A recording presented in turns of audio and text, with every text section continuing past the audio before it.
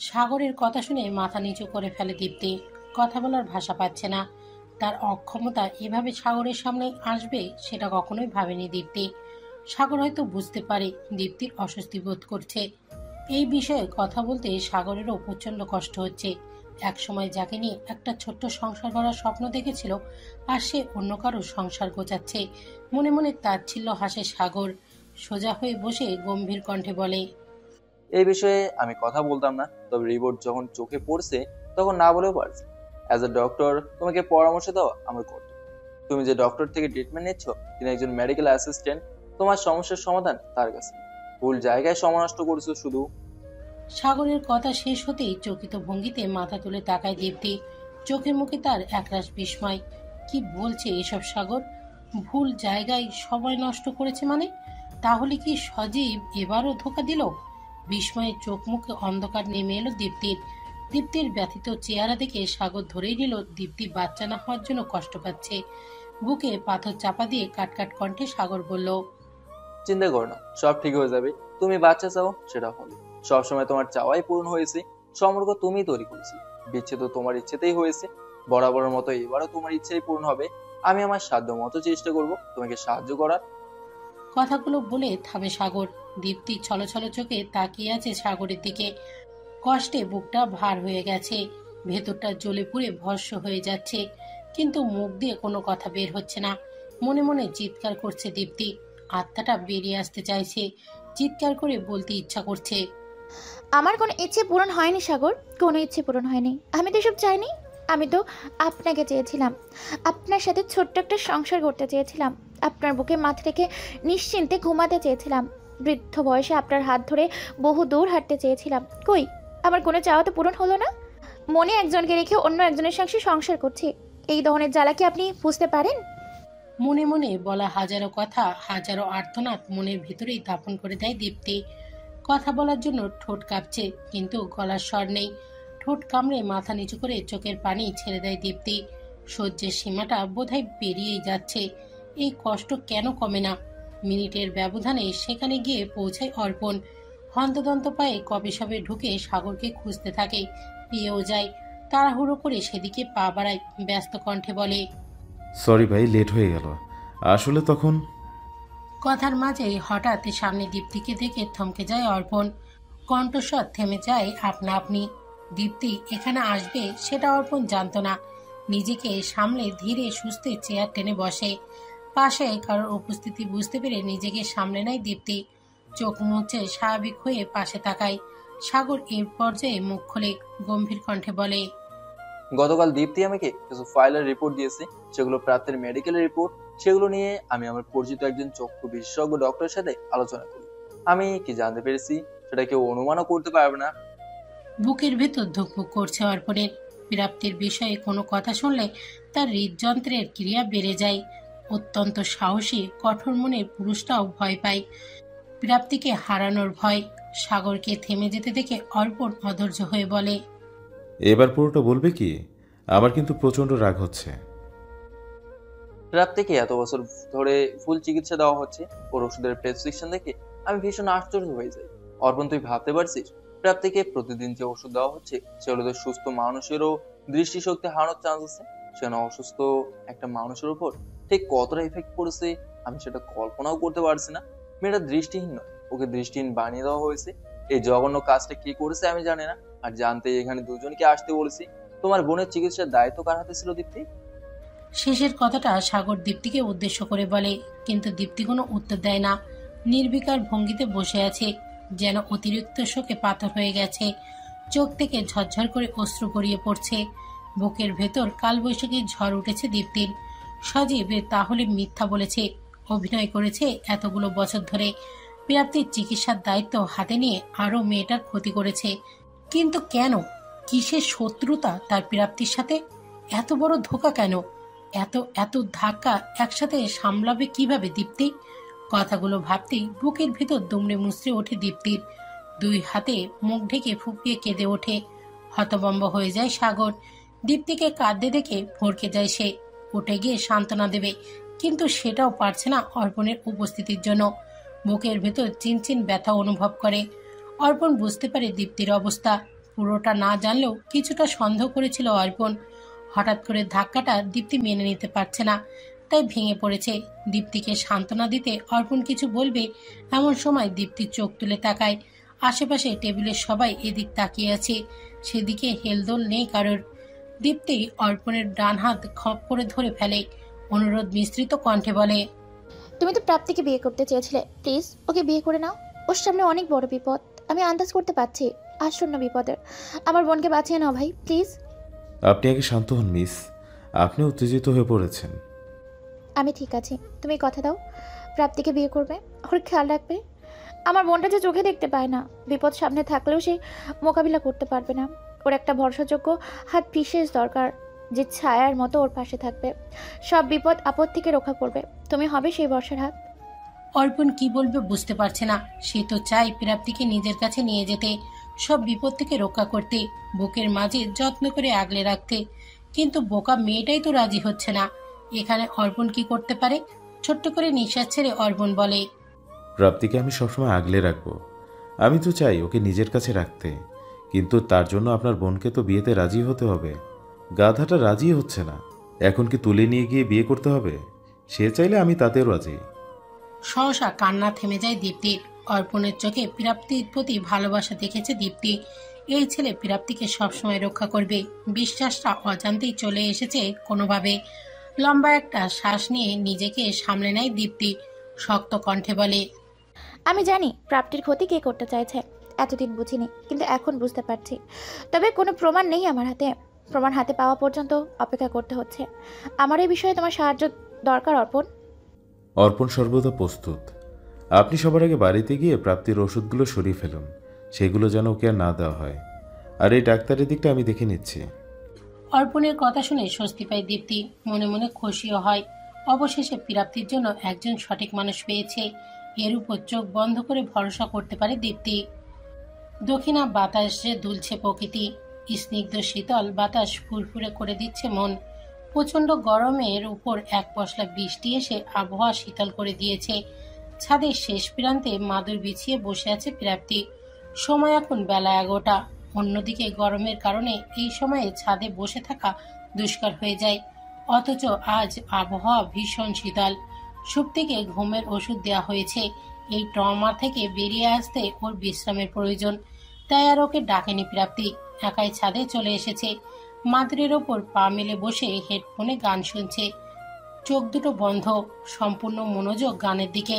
হাতে লাঠি ভর দিয়ে ধীরে ধীরে ছাদে আসে কামরুল সাহেব। প্রথমেই চোখ পড়ে মাদুরে বসে থাকা প্রাপ্তির দিকে, ধীর পায়ে সেদিকে এগিয়ে যান। প্রাপ্তির পাশাপাশি বসে আলতো হাতে হেডফোন খুলে নেন। চোখ মেলে তাকায় প্রাপ্তি, নিজের কাছে কারোর উপস্থিতি অনুভব করে।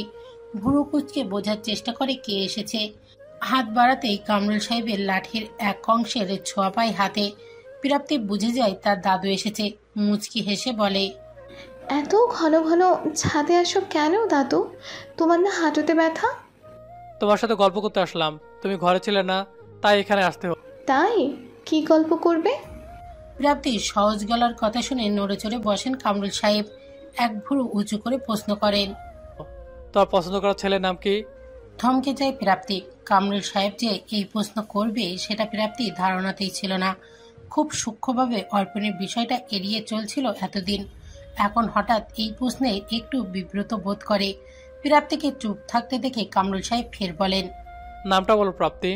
আজ সেই ছেলের সম্পূর্ণ ঠিকানা আমাকে দেবে, না হলে যে বিয়েটা নিয়ে বাসা কথা হচ্ছে আমি সেখানে সম্মতি দিব। এমন কেন করছো দাদু? কারণ তুমি আমার থেকে কিছু লুকাচ্ছ।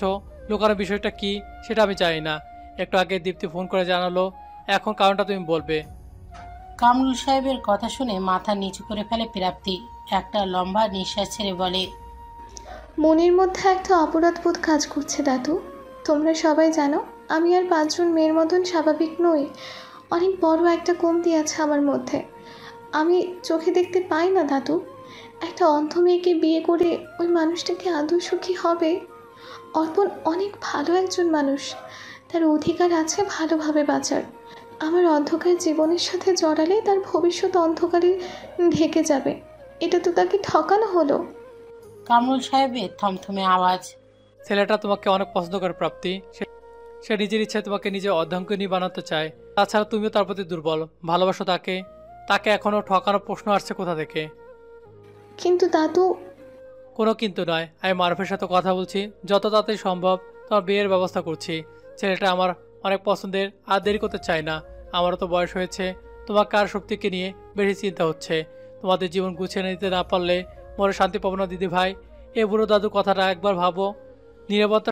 প্রাপ্তির নিরুত্তর, কোনো কথা বলে না।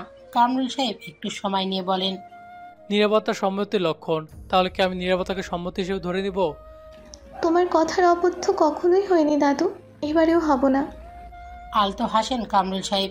প্রাপ্তির মাথায় হাত বুলিয়ে দিয়ে উঠে চলে যান। স্তব্ধ হয়ে বসে রয় প্রাপ্তির মনে জাগে অজানা শিহরণ। অবশেষে কি তার ভাগ্যে অর্পণের সাথেই জুটতে যাচ্ছে? একটা বড়সড় বিলাসবহুল ঘর। ঘরের মাঝামাঝি টেবিলের কাছে চেয়ারে বসে আছে সজীব। টেবিলের ওপর অসংখ্য কাগজপত্র। কাগজগুলো উল্টে পাল্টে দেখছিল সে। হঠাৎ টেবিলের ওপরে রাখা ফোনে মেসেজ টোন বেজে ওঠে। নাম্বারটা দেখেই ঠোঁটের কোণে এক চিলতে হাসি ফুটে ওঠে সজীব। তৎক্ষণাৎ ফোনটা হাতে নেয়। মেসেজটা পড়ে ঠোঁটের হাসি আরো চওড়া হয়। গাল উঁচু করে ডাকে সোহেলকে। সজীবের ডাক শুনে হন্তদন্ত পায়ে ছুটে আসে সোহেল। পাশে এসে দাঁড়াতেই সজীব খুশি হয়ে বলে, মেয়েগুলোকে রেডি কর সোহেল, এই শুক্রবার ওদের জায়গা মতো পাঠিয়ে দিতে হবে। খুব তাড়াতাড়ি একটা বড় অর্ডার পেতে যাচ্ছি, কোনো ভুল করা চলবে না। জি বস। কথাগুলো বলেই সেখান থেকে চলে আসে সোহেল। ভয় লাগছে, এর সাথে হতাশও চারিদিক থেকে ঘিরে ধরেছে। এবার কি হবে? কিভাবে বাঁচাবে মেয়েগুলোকে? রনির এত কষ্ট সহ্য, এত ত্যাগ কি বিফলে যাবে? অর্পণ কি পারবে নিরীহ মেয়েগুলোকে বাঁচাতে? কি এক অবস্থা, শ্বাসরুদ্ধকর পরিবেশ। নিঃশ্বাস নিতেও কষ্ট হচ্ছে প্রাপ্তির। দমটা বুঝি আটকেই যাবে যে কোনো মুহূর্তে। নিজের ঘরে এদিক সেদিক পায়চারি করছে অনবরত। থেকে থেকে শিউরে উঠছে শরীর। অবশেষে অর্পণের সাথে তার বিয়ের কথা পাকাপোক্ত হলো। সামনের শুক্রবারেই বিয়ে। হাতে আর মাত্র 5টা দিন।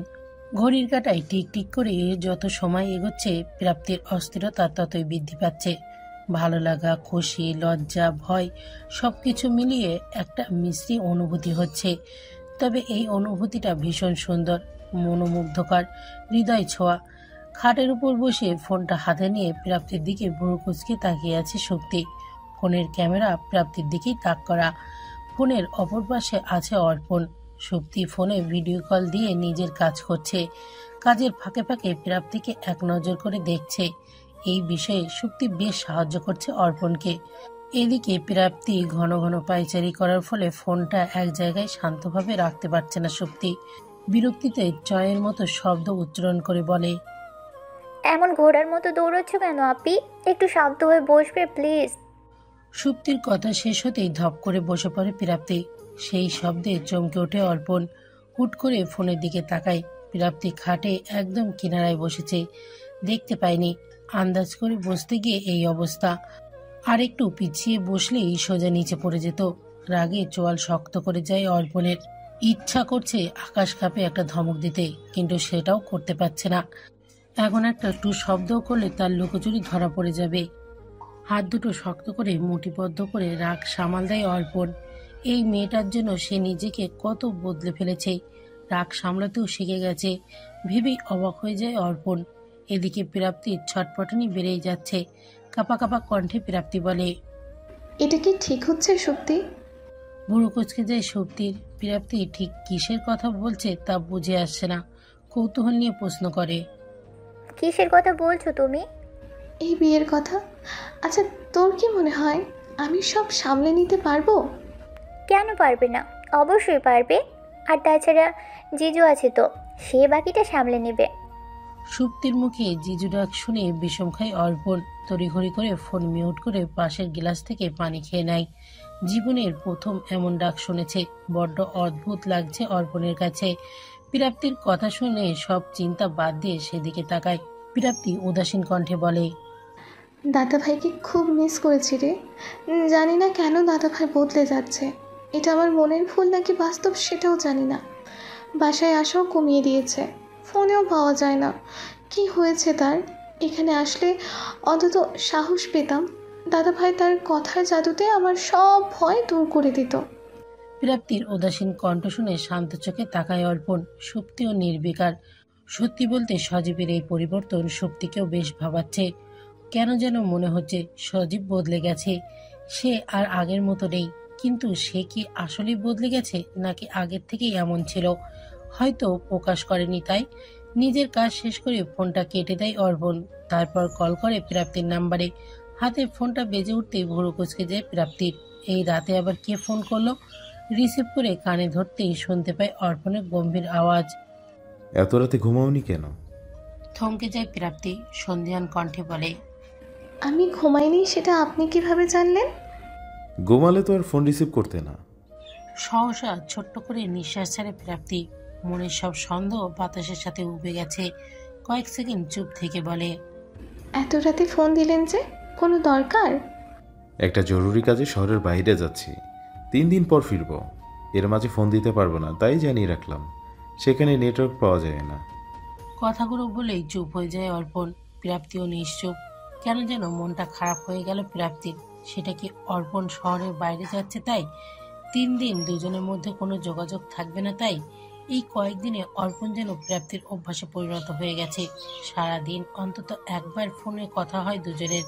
3টা দিন কোনো কথা হবে না ভাবতে বুকটা ভারী হয়ে আছে প্রাপ্তির। যেন এই সামান্য বিচ্ছেদ মেনে নিতে পারছে না। অর্পণ যেন বুঝতে পারে প্রাপ্তির মনের কথা। হালকা হেসে বলে, মাত্র 3 দিনের জন্য যাচ্ছি, সারা জীবনের জন্য নয়। একটু মানিয়ে নিও। সোজা হলুদ সন্ধে দেখা হবে। আমি নিজে যাব তোমার বাড়ি, কথা দিলাম। এখনো কি মন খারাপ করে থাকবে? এটুকুতেই হেসে ফেলে প্রাপ্তি। ঠোঁটের কোণে লাজুক হাসি দিয়ে বলে, সাবধানে যাবেন, কাজ শেষ করে জলদি ফিরে আসবেন, আমি চিন্তায় থাকবো। কথাগুলো বলেই লজ্জায় মাথা নিচু করে ফেলে। সাথে সাথে কল কেটে দেয়। আর কথা বলা সম্ভব নয়। বুকের ভেতর টিপ টিপ করছে। এত লজ্জা নিয়ে অর্পণের সামনে দাঁড়াবে কিভাবে? বাপ্পা, এত ভালোবাসা একদিনে তো উদয় হয়নি। কবে থেকে ডুবে ডুবে জল খাচ্ছ, তাও আবার আমার থেকে লুকিয়ে? সুপ্তির দুষ্টুমি মেশানো কথা শুনে আরো লজ্জা পায় প্রাপ্তি। লজ্জা থেকে মুক্তি পেতে প্রসঙ্গ পাল্টে ফেলে। সুপ্তির কানটা শক্ত করে ধরে বলে, ওরে দুষ্টু, বড় বোনের সাথে ফাইজলামি বেশি পেকে গেছিস তাই না? তাহলে বাবাকে বলি তোরও ব্যবস্থা করি। আমার কিন্তু দেবর আছে। প্রাপ্তির হাত থেকে কান ছাড়িয়ে লাফিয়ে ওঠে সুপ্তি।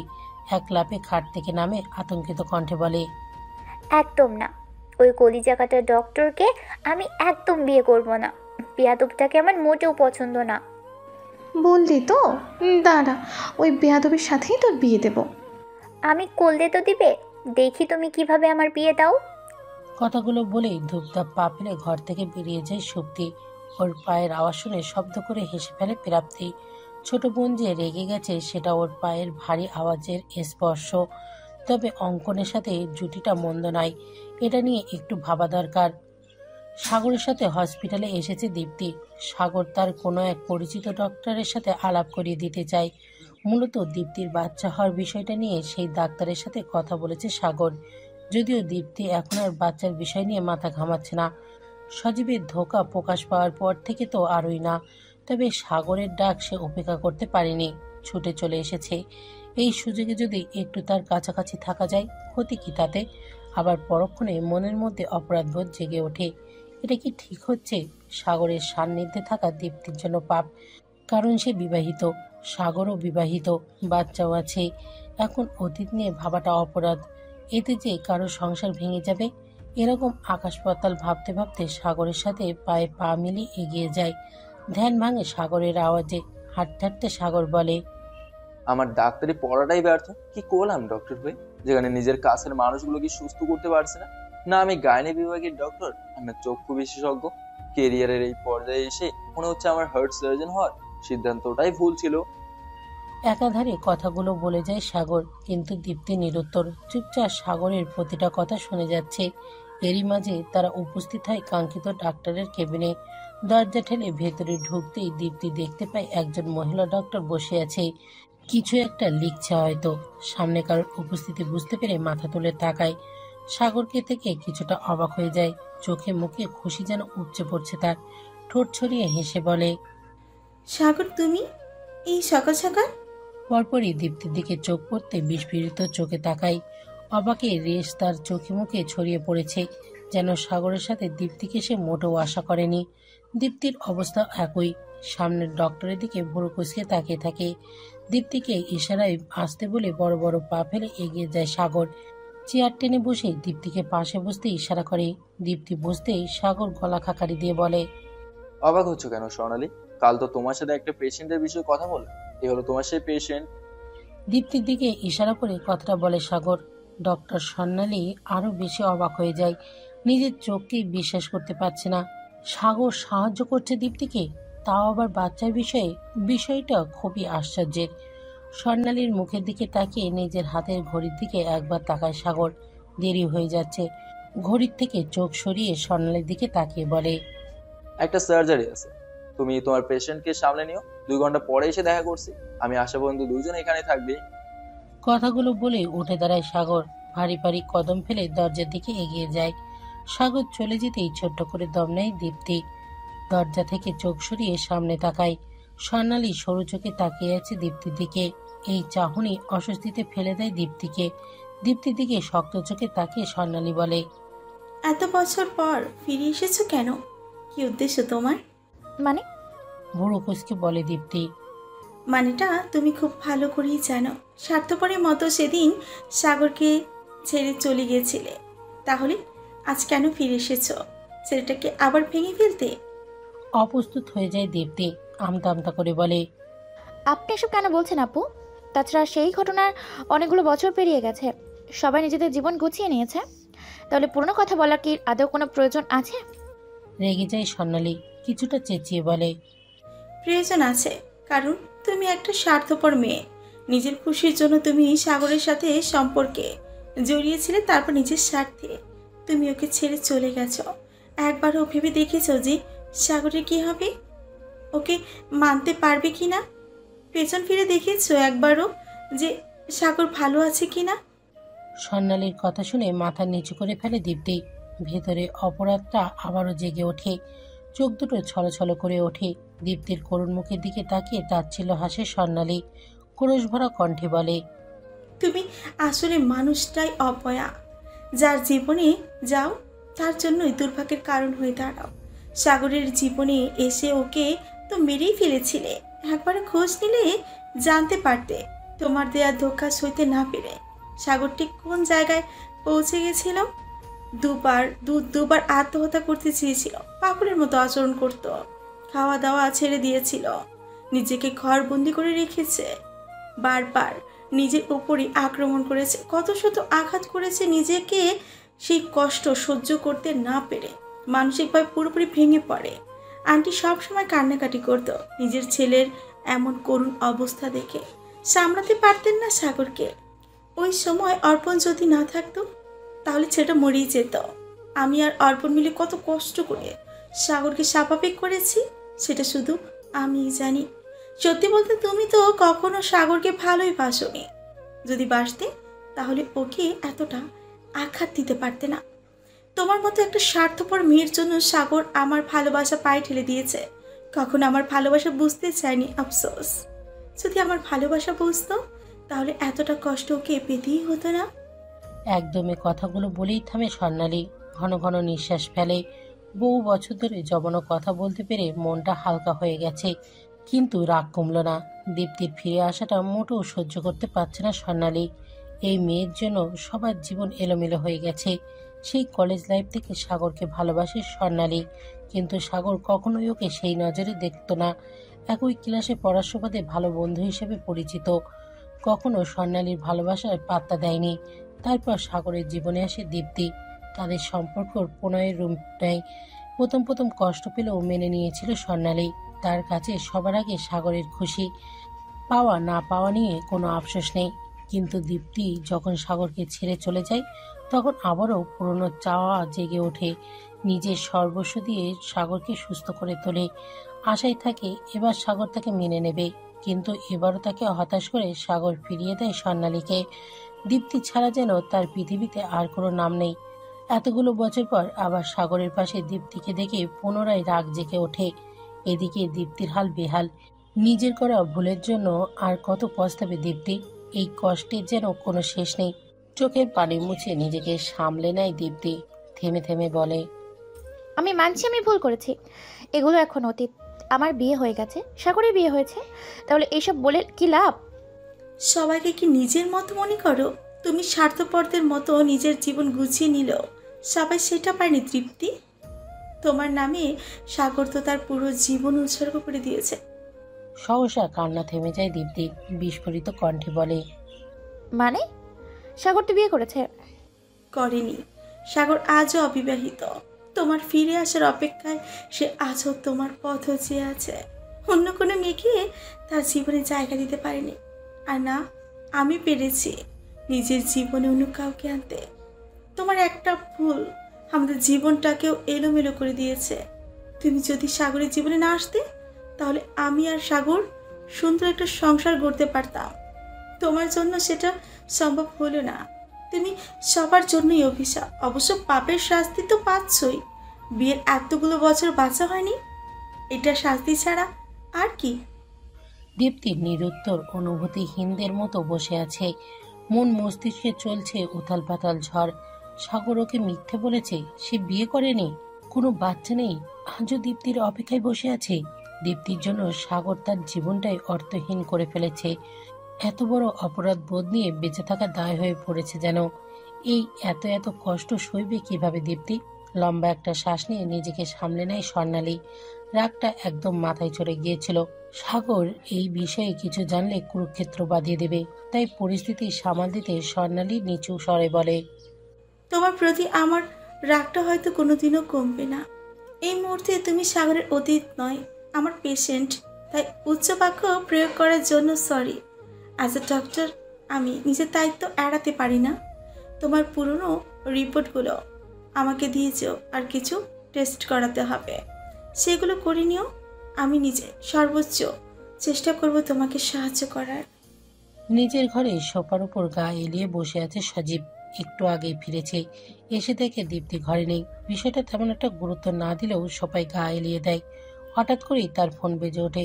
চোখ বন্ধ করে ফোনটা রিসিভ করে সজীব। ওপাশ থেকে কিছু একটা শুনেই তড়াক করে চোখ মিলে তাকায়।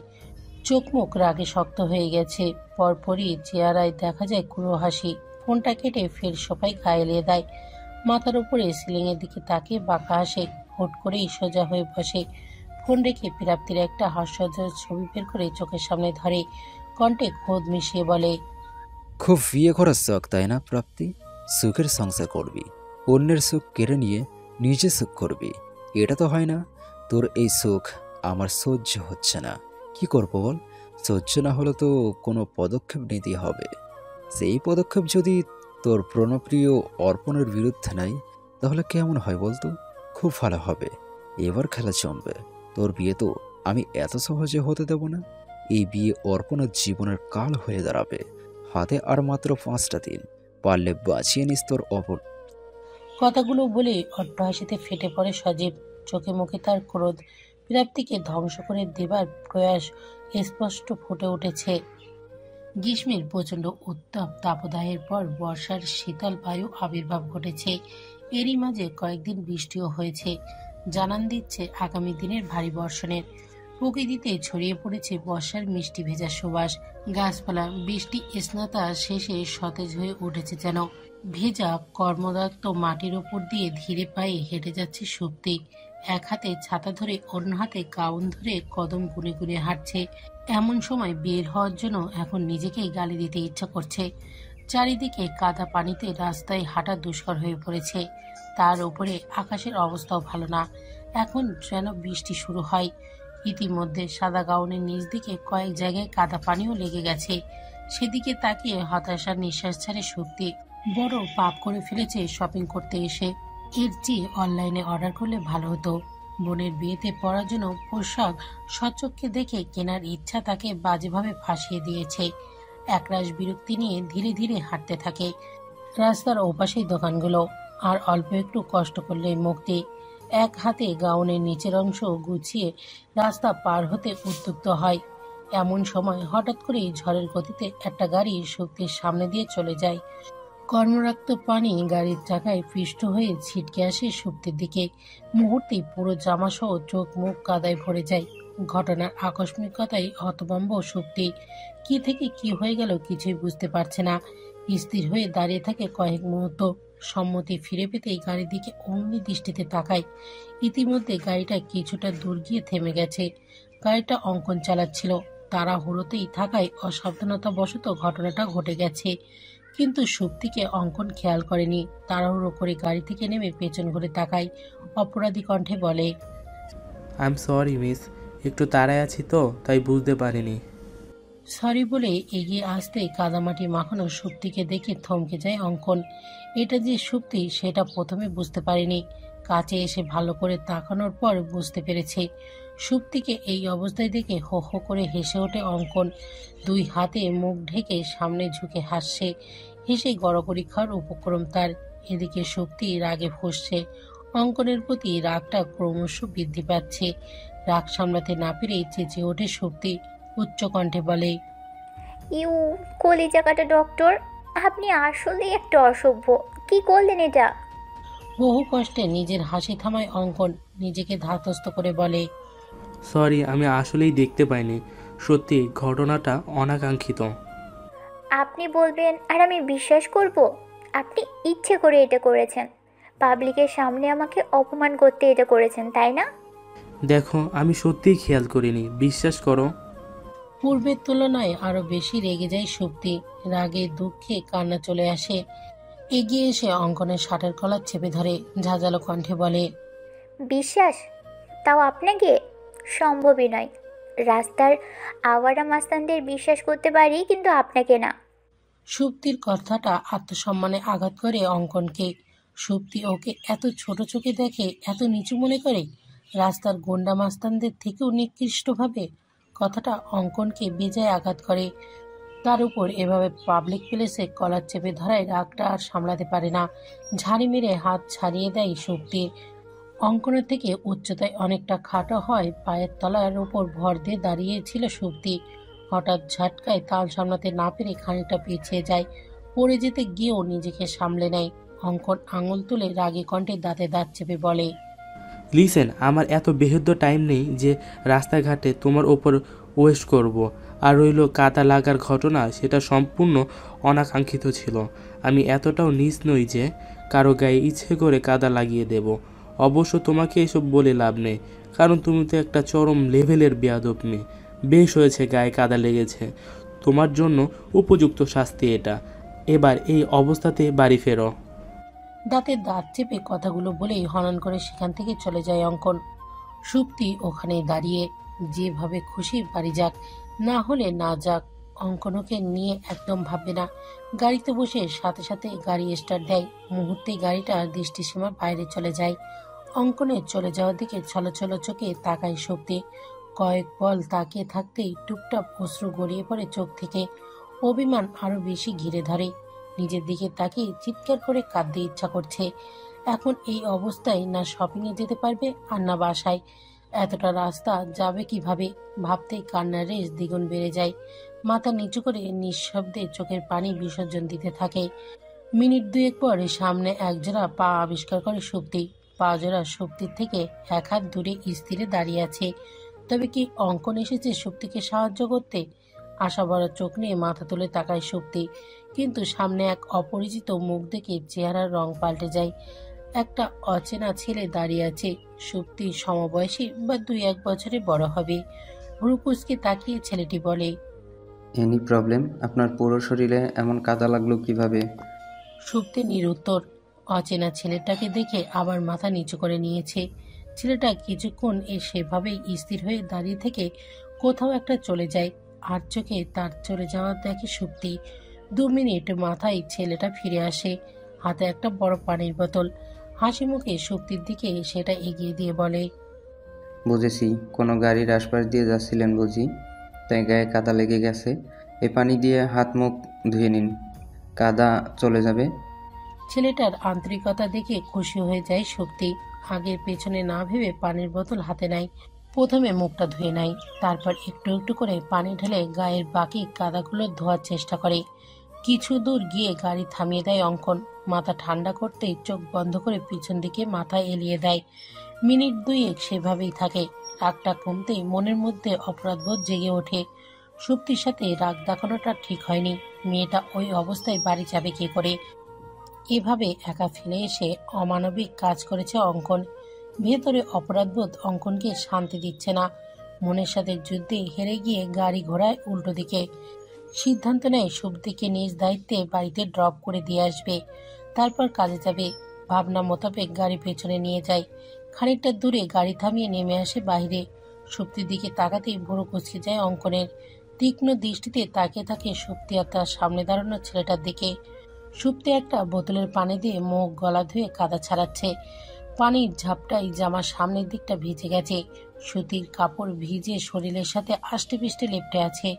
ফলাফল বুকের দিকটা চোখের সামনে স্পষ্ট ফুটে উঠেছে। ওড়না গলায় ঝুলিয়ে রাখায় বুকটা স্পষ্ট দৃশ্যমান। ছেলেটার নজর সোজা শক্তির দৃশ্যমান বুকের দিকে।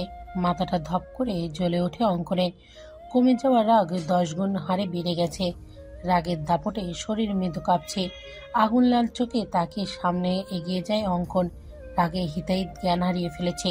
বড়সড় কদম ফেলে শক্তির সামনে গিয়ে দাঁড়ায়। হাত থেকে বোতলটা টান দিয়ে কেড়ে নিয়ে ছুঁড়ে ফেলে দেয় রাস্তায়। এদিকে হঠাৎ বোতল কেড়ে নিয়ে শক্তি হতভম্ব। রেগে কিছু বলবে তার আগে আকাশ কাঁপিয়ে ধমকে ওঠে অঙ্কন। বাঘের মতো গর্জে উঠে বলে, মাঝ রাস্তায় দাঁড়িয়ে তামাশা হচ্ছে, গাড়িতে ওঠো। অঙ্কন এমন ভয়ানক আওয়াজে ধমক শুনে কেঁপে ওঠে শক্তি। ভয়ে জমে যায় শরীর। অঙ্কনের আগুন লাল চোখ দেখে আর কিছু বলার সাহস পায় না, কিন্তু অভিমানের পাল্লা আরো ভারী হয়। সুপ্তিকে এত জোরে কেউ কখনো ধমক দেয়নি। মাথা নিচু করে গুটি গুটি পায়ে অঙ্কনের গাড়িতে গিয়ে ওঠে। ছেলেটার দিকে তীক্ষ্ণ দৃষ্টিতে তাকিয়ে হনন করে নিজের গাড়ির কাছে চলে যায় অঙ্কন। ড্রাইভিং সিটে বসে ঠাস করে দরজা লাগিয়ে দেয়। কোনো কথা না বলে গাড়ি স্টার্ট দেয়। রাগে শরীরে আগুন জ্বলছে অঙ্কনের। সবকিছু পুড়িয়ে ভস্ম করে দিতে ইচ্ছা করছে। পুরো রাস্তা মাথা নিচু করে ফুপিয়ে কেঁদেছে সুপ্তি। অঙ্কনের সাথে আর কোনো কথা বলেনি। সুপ্তির কান্না অঙ্কনের রাগ আরো বাড়িয়ে দেয়। বাসার সামনে পৌঁছে ধমক দিয়ে বলে, গেট আউট। ফের অঙ্কনের ধমকে ভয়ে লাফিয়ে ওঠে সুপ্তি। দরজা খুলে এক দৌড়ে বাড়ির ভেতরে চলে যায়। কষ্টে বুকটা ফেটে যাচ্ছে। হাউমাউ করে কাঁদতে ইচ্ছা করছে। সজীবের বাড়ি নিষিদ্ধ সেই ঘর। ড্রিম লাইটে টিমটিমে আলোয় ঘরটা আবছা অন্ধকার হয়ে আছে।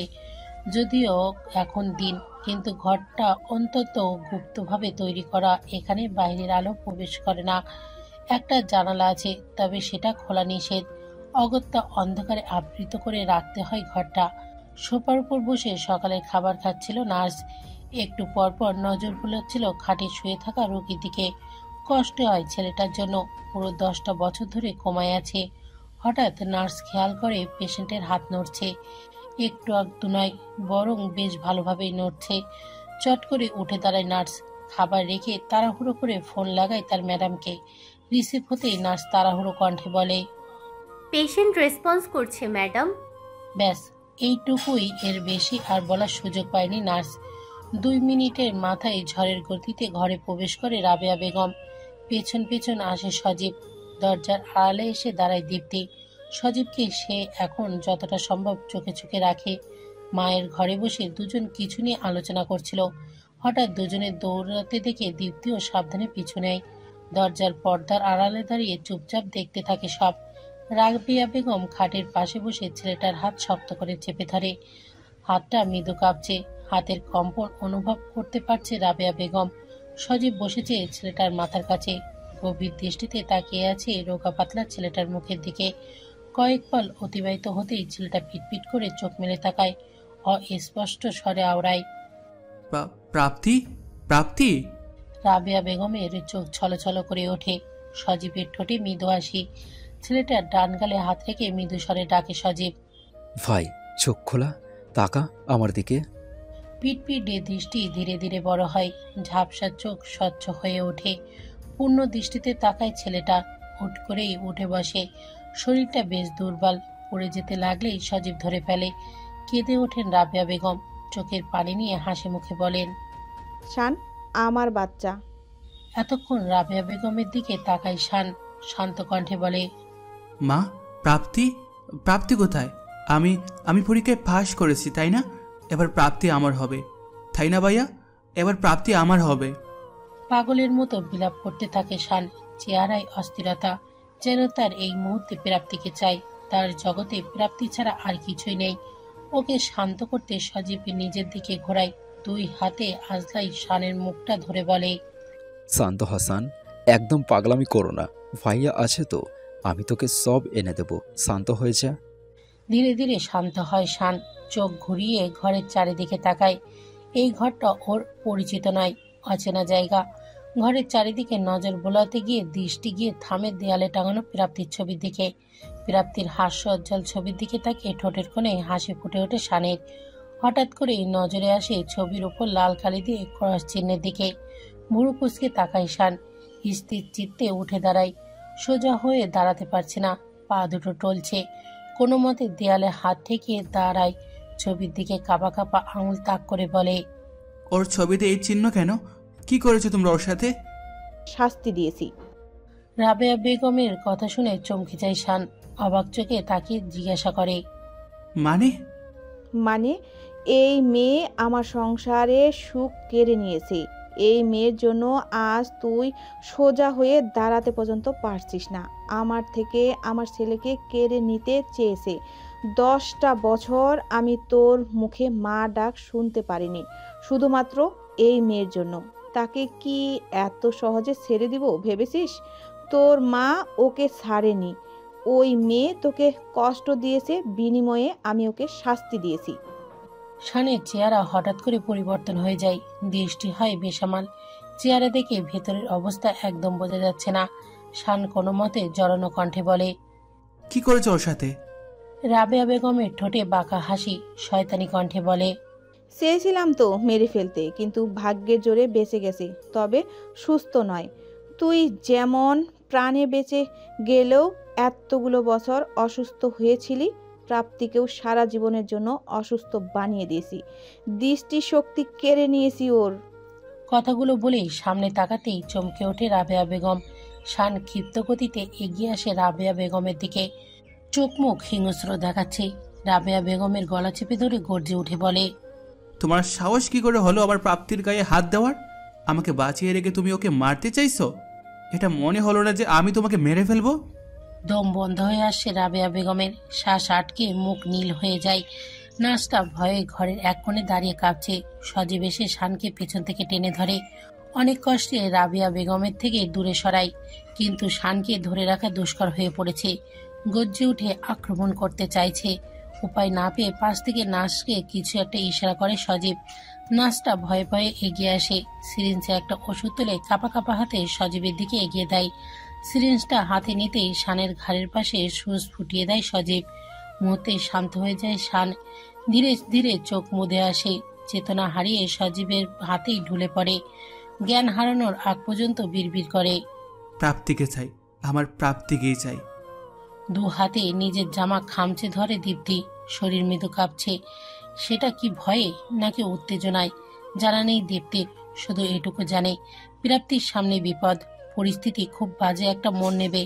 অর্পণকে সব জানাতে হবে, যত তাড়াতাড়ি সম্ভব প্রাপ্তিকে এখান থেকে সরাতে হবে।